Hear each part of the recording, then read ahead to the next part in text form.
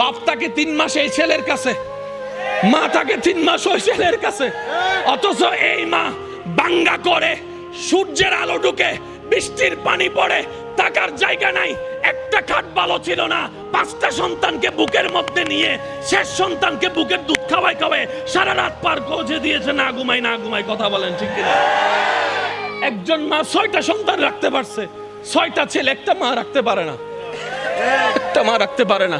এর চেয়ে বড় অবাক আমরা কি হতে পারি?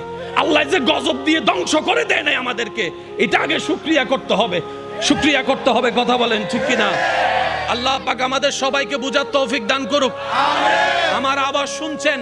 এমন কোন সন্তান যদি থাকেন মাকে বাগবটরার মধ্যে লাগাই দিয়েছেন, আমার যদি কথা শুনছেন, এমন যদি আমার ভাই বোন যদি থাকেন মা বাবার সেবা করার সুযোগ ছিল, কোনো রাগ করে করতে পারেন নাই, আমার দিকে তাকাই হলো, আমি ভাইয়ের কথা রাখার জন্য হলো, মায়ের পায়ে ধরে ক্ষমা চাওয়া শুরু করেন, বাবার পা ধরে ক্ষমা চাওয়া শুরু করেন। মনে রাখবেন, এদিকে মা বাবা আপনার উপর খুশি হয়ে যাবে, রব আপনাকে কবুল করে নিয়ে যাবে। সুবহানাল্লাহ।